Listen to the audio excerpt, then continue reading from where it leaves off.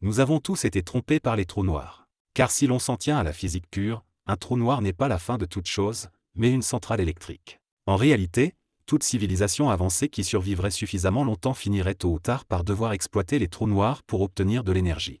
En entendant cela, vous avez sans doute envie de rétorquer. N'avons-nous pas déjà l'énergie du Soleil à notre disposition? Mais le point vraiment fatal se cache justement dans cette phrase, le Soleil.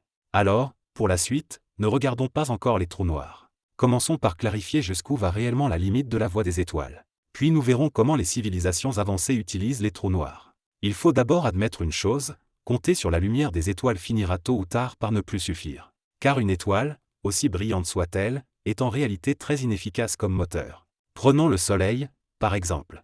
La proportion de sa masse réellement convertie en énergie n'est que d'environ 0,7%. Le reste est presque entièrement dissipé sous forme de chaleur perdue, de lumière et de diverses pertes. Pour une civilisation encore jeune, c'est évidemment suffisant. Mais dès que l'on étend l'échelle de temps à des milliards d'années, le problème devient soudain extrêmement cruel. Car les étoiles vivent de la fusion nucléaire, et l'hydrogène est une ressource limitée. Le résultat est simple, les étoiles s'épuisent, vieillissent et s'éteignent. S'appuyer sur elles pour vivre un peu plus longtemps, aucun problème.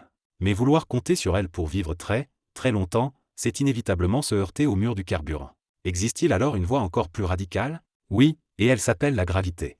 La gravité ne se consume pas, ne s'éteint pas, elle ne fait que tirer, sans cesse. Et précisément parce qu'elle tire toujours. Dès qu'il y a une chute potentielle, il y a forcément de l'énergie potentielle exploitable. Ainsi, lorsque nous cherchons une source d'énergie ultime, notre regard ne devrait pas se fixer uniquement sur une étoile qui brille tranquillement, mais sur quelque chose capable d'enfermer l'énergie dans une structure gravitationnelle. Par exemple, un trou noir. Mais ici encore, il y a un filtre. N'importe quel trou noir ne convient pas, car un trou noir immobile ressemble davantage à un simple siphon. Il est très difficile d'en extraire une production stable et durable. Ce que nous recherchons réellement, ce sont les trous noirs en rotation, c'est-à-dire les trous noirs de Kerr. Car la rotation signifie qu'une partie de leur énergie est stockée sous forme de mouvement de rotation, et que, théoriquement, cette énergie peut être extraite. Pourquoi tourne-t-il? Parce que lors de la naissance explosive d'une singularité, l'étoile qui s'effondre ne tombe presque jamais bien droite. Elle chute généralement en se tordant, en s'enroulant.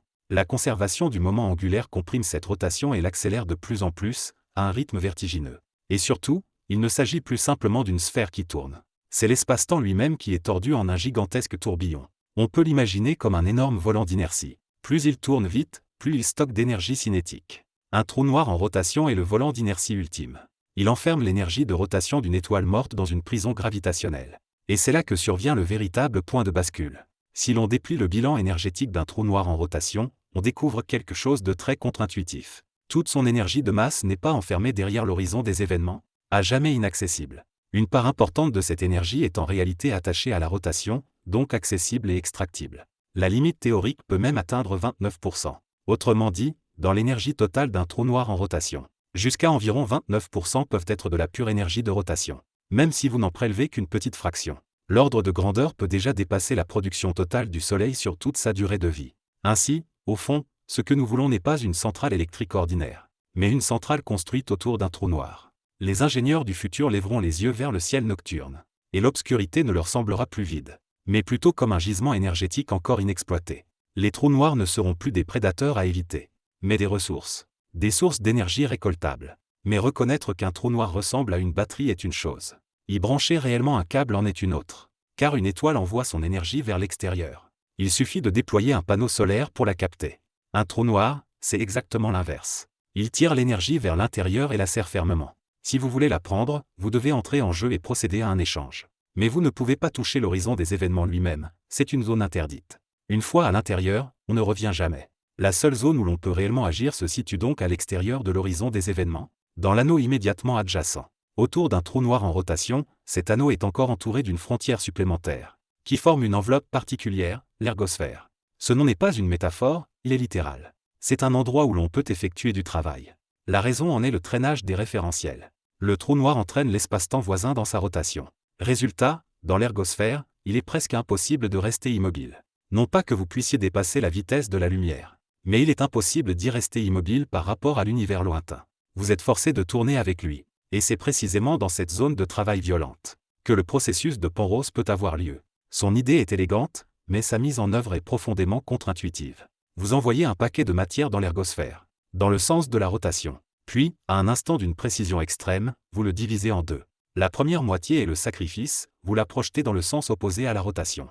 Et elle tombe ensuite dans l'horizon des événements, disparaissant à jamais. La seconde moitié, en revanche, est violemment projetée vers l'avant par la réaction, quitte l'ergosphère, et échappe au contrôle du trou noir. Le véritable vol d'énergie se produit à cet instant précis, car la structure de l'espace-temps dans l'ergosphère est très particulière. Du point de vue du bilan énergétique d'un observateur lointain, le fragment sacrificiel opposé peut tomber dans un état d'énergie négative. Ainsi, lorsque le trou noir l'engloutit, il ne gagne pas de l'énergie, mais avale en réalité une quantité négative. Le résultat est clair. Le trou noir perd une partie de sa masse et de sa rotation. Autrement dit, nous lui faisons avaler une pilule empoisonnée qui le fait tourner plus lentement. Pendant ce temps, la moitié qui s'échappe s'en va avec plus d'énergie qu'elle n'en avait initialement. D'où vient ce surplus? De la différence prélevée directement sur la rotation du trou noir. Une fois la charge éjectée, elle peut être capturée plus loin, par exemple à l'aide de structures collectrices annulaires ou de systèmes de bobines magnétiques, transformant progressivement son impulsion en électricité pour alimenter toute une civilisation. En clair, on échange un déchet contre une énorme quantité de puissance exploitable. Mais jeter des objets pour les découper reste une méthode grossière. À l'échelle d'une civilisation de type 2 sur l'échelle de Kardashev, l'industrialisation doit passer de la mécanique à l'électromagnétisme. C'est là qu'intervient la diffusion superradiante. On peut la comprendre comme l'idée d'une bombe à trou noir. Vous entourez un trou noir en rotation d'une immense coque sphérique réfléchissante. Puis vous envoyez des ondes électromagnétiques vers l'ergosphère. En entrant dans l'espace-temps déformé, elles ressortent légèrement amplifiées. La clé réside dans la coque. Elle renvoie ces ondes renforcées vers l'intérieur, les faisant à nouveau entrer, se diffuser et se renforcer encore. Ainsi, l'énergie s'accumule entre le trou noir et la coque, de plus en plus à chaque cycle, jusqu'à former une boucle de rétroaction positive à croissance exponentielle. À ce stade, le défi d'ingénierie se résume à un seul mot, le confinement. Vous avez, en pratique, recréé un canon laser à l'échelle cosmique. La coque doit posséder des ouvertures et des vannes contrôlables, pour libérer l'énergie de manière rythmée sous forme de faisceaux maîtrisés.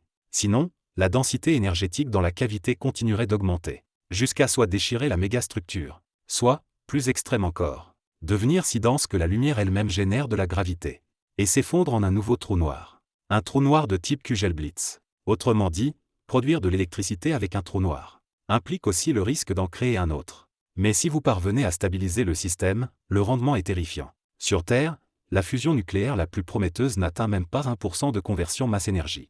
Avec le mécanisme de Penrose appliqué à un trou noir à rotation rapide, la théorie permet d'atteindre jusqu'à 29%.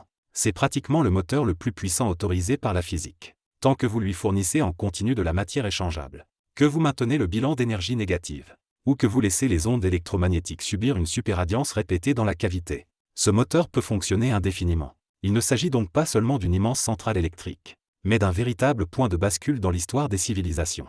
Aujourd'hui, nous vivons dans une économie stellaire. Le Soleil produit, nous ramassons. Essentiellement, nous sommes des chiffonniers passifs. Mais une fois que l'on peut exploiter les trous noirs, la rareté énergétique cesse d'être un problème.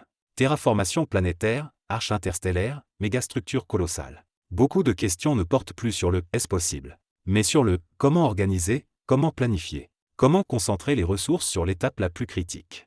Et la valeur la plus radicale vient ensuite. Elle ne réside pas dans la puissance, mais dans la durée de vie.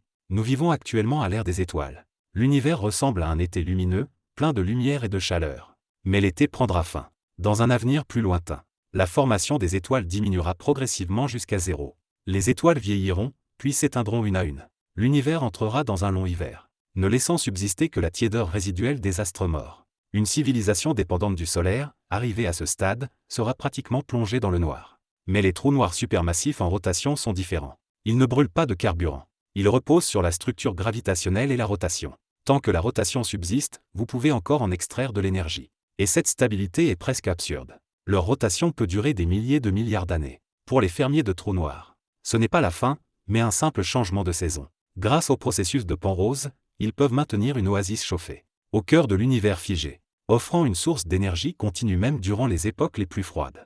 Ils se réchaufferont autour de la rotation de la singularité, comme des voyageurs veillant sur le dernier feu dans une obscurité sans limite. À cette époque, les civilisations ne vivront probablement plus sur des planètes, car les planètes deviendront des tombeaux gelés, incapables même de maintenir de l'eau liquide. Elles habiteront plutôt des zones sur au-delà de l'ergosphère, dans des essaims orbitaux, des anneaux d'habitats artificiels. Ces habitats flottants sembleront très éloignés du trou noir, mais seront en réalité reliés par un lien énergétique invisible à ce moteur sombre situé en dessous. Leur identité changera alors complètement. Ils ne seront plus des collecteurs de lumière stellaire, mais des gardiens de la rotation. Ils n'attendront plus que le Soleil brille.